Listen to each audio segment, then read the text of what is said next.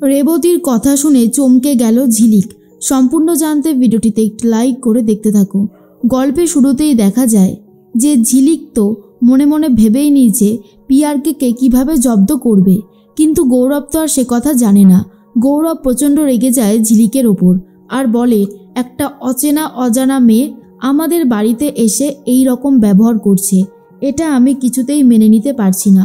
গৌরব তো প্রচণ্ড রেগে যায় আর তখনই পিয়ারকে বলে, আজকে থেকে আমি সবাইকে একটা কথা জানাতে চাই, আমাদের আখি হলো এই বাড়ির ভবিষ্যৎ, তাই আমার সম্পত্তির বেশিরভাগটাই পাবে আখি, ওই হবে আমার উত্তরাধিকারী। আর এটা শোনার পর তো রাইমা আর পলি দুজনেই চমকে গেছে। পিয়ারকে এটা কি করে বলতে পারে, কেউই আর বিশ্বাস করতে পারছিল না।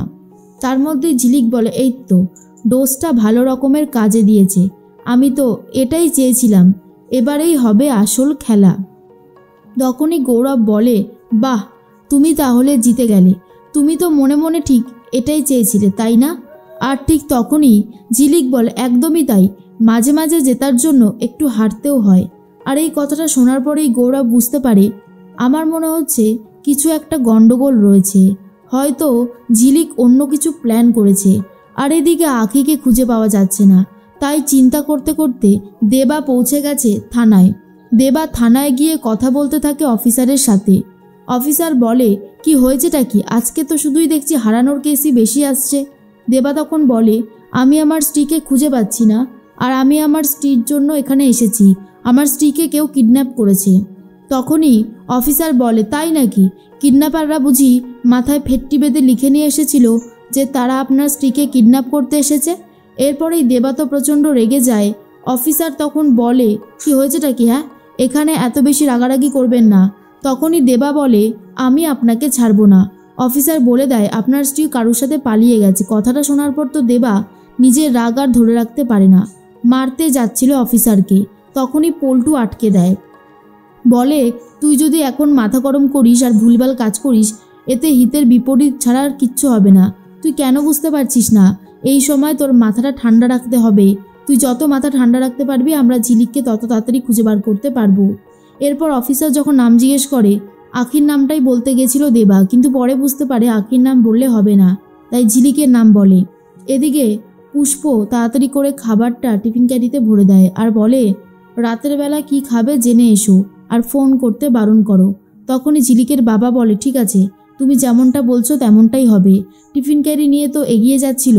তখনই দেবা বলে, এ কি মেশো, তুমি আজকাল টিফিন ক্যারি নিয়ে কোথায় যাচ্ছ?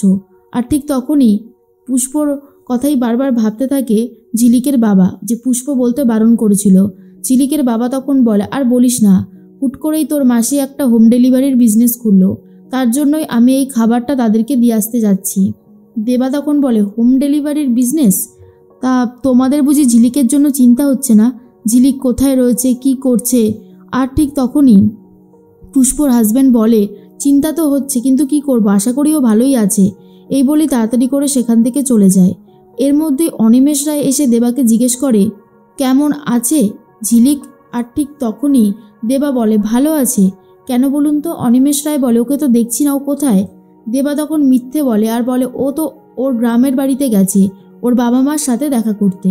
অনিমেষ রায় তখন বলে, ওর বাবা মার সাথে দেখা করতে গেছে? দেবা তখন বলে, হ্যাঁ। জিজ্ঞেস করে গ্রামের বাড়ির অ্যাড্রেসটা কোথায়। দেবা আর তখন কিছুই বলতে পারছে না।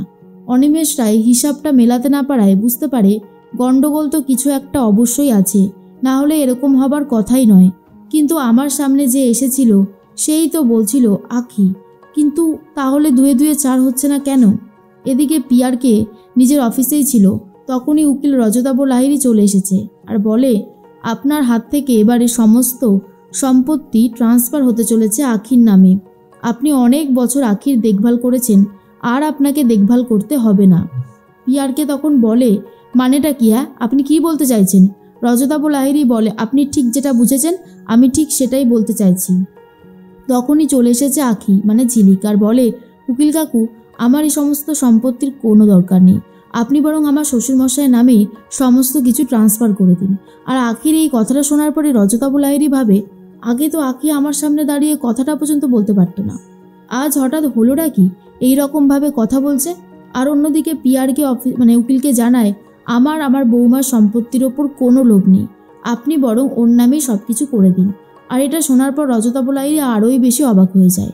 যেই পিয়ারকে অন্যকে মেরে সম্পত্তি হাতিয়ে নেয় সে নাকি নিজের সমস্ত সম্পত্তি দান করছে নিজের বৌমাকে, এটা বিশ্বাসই করতে পারছিল না উকিল। আর উকিলবাবু তখন আঁখিকে বলে, তুমি খুব বদলে গেছো আঁখি, তোমার এই বদলানোটা সত্যি বলতে আমার খুব ভালো লাগছে। তখনই ঝিলিক বলে, হ্যাঁ, কাল যা ছিল আজকে আর সেম সেম থাকে উকিল কাকু। রজতা বলাইরি তো এরপর চলে যায়। ঝিলিক মনে মনে ভাবে, যেই খেলা শুরু করেছে পিয়ারকে সেই খেলা শেষ করব আমি, কিছুতেই আমি পিয়ারকে ছাড়বো না। এরপর এই পিয়ারকে ভাবে, আমার হাত থেকে সমস্ত কিছু বেরিয়ে যাচ্ছে, আমি এইভাবে আর হাত গুটিয়ে বসে থাকতে পারছি না। আমার সম্পত্তি যা আছে তার বেশিরভাগটাই চলে যাবে ওই ঝিলিকের নামে। কি করে যে আমি আটকাই নিজেকে বুঝতে পারছি না। এদিকে রাইমা ঘরে এসে খুবই রাগারাগি করতে থাকে। রাইমা নাকি আঁখির পা ধুয়ে দিয়েছে আর এটা বিশ্বাসই করতে পারছে না। পলি তখন বলে, কি করবে রাইমা, কিছু ভাবলে? আমারও না গাটা একেবারে গিনগিন করছে যে তোমাকে দিয়ে শেষ পর্যন্ত ওর পা পরিষ্কার করালো। রাইমা বলে, পিসিমণি আপনি আর ধুনো দিতে আসবেন না, আমি তো এর বদলা নেবই নেব, আমি একদমই ছেড়ে কথা বলবো না, উচিত শাস্তিটা যখন দেব ওই আঁখিকে তখন বুঝবে। এরপর পিসিমণি বলে, ওই যে আঁখি 2 দিন বাইরে গেছিল না, আমার মনে হয় ওই 2 দিনেও কিছু করেছে, কোনো ঝাড়ফুঁক টুকটাক করেছে হয়তো, আমার তো এখন এটাই মনে হচ্ছে। রাইমা তখন বলে, চুপ করুন তো, এসব কিচ্ছু না, ও কাকামণিকে এমন কিছু দিয়ে হাত করেছে যেটা আমাদের হাতে নেই, কিন্তু সেটা কি আমাদেরকে খুঁজে বার করতেই হবে। এদিকে রেবতীর কাছে চলে গেছে ঝিলিক আর বলে, রাধামাসি তোমাকে আমি কিছু কথা বলবো, যেগুলো শুনে তুমি হয়তো উত্তর দিতে পারবে না ঠিকই, কিন্তু তুমি এমন কিছু করো যেটাতে আমি বিশ্বাস করব যে আমি যেটা বলছি সেটা ঠিক। এরপরেই রেবতীকে জিজ্ঞেস করে, তোমার মেয়ে কি আঁখি? বলো না, চুপ করে থেকো না, সবটা আমাকে বলো খুলে। এরপরেই রাধা মানে রেবতী আঁখির নামটা শুনে জোরে হাতটা টিপে ধরে ঝিলিকের। আর ঝিলিক এটা দেখে বুঝে যায় যে ঝিলিক যেটা বলছে সেটা সত্যি, তার মানে আঁখি হলো রাধামাসির মেয়ে। কিন্তু রাধামাসির নাম যে রেবতী সেটা এখনো পর্যন্ত জানে না। আর এরপরে ঝিলিক তখন বলে, সেদিন কি হয়েছিল, কেন তোমরা মা আর মেয়ে আলাদা হয়ে গিয়েছিলে, সবটা আমাদেরকে বলো। এর মধ্যেই অনিমেষ রায়ের ছবিটা দেখার পরে বুঝতে পেরে যায় অনিমেষ রায়কে তো দেখেও ছিল পিয়ারকে কিডন্যাপ করেছে, অনিমেষ রায় যে আঁখির বাবা এটাও বুঝতে পেরে যায়। ঝিলিক তখন বলে, তার মানে আঁখির বিয়ের দিন আঁখির বাবাই আঁখিকে সম্প্রদান করেছিল। হ্যাঁ, এখন তো দুয়ে দুয়ে সবটাই মিলে যাচ্ছে। এর দিকে দেখা যায় রেবতীর পুরো কথাটা মনে পড়ায় রেবতী আবারও অজ্ঞান হয়ে যায়, কিন্তু কথাটা বলতে পারে না। কিন্তু আঁখি যে রাধার মেয়ে সেটা বুঝে যায় ঝিলিক। অন্যদিকে পিয়ারকে আজকে বলেছে রান্না করতে হবে, পিয়ারকে বলে, আমার মিটিং আছে, আমি রান্না করতে পারবো না। তখনই ঝিলিক বলে, মিটিং ক্যান্সেল করে দিন, বছরে 365 দিনই মা রান্না করে আপনাকে খাইয়েছে, আজ তো আপনাকে রান্না করতেই হবে। এরপর পোলাও আর মাটন রান্না করে সবাইকে দিলেও রাইমা, পলি আর পিয়ারকে দেয় না। পিয়ারকে আর রাইমা আর পলিকে দেয় নিমের ঝোল, নিম।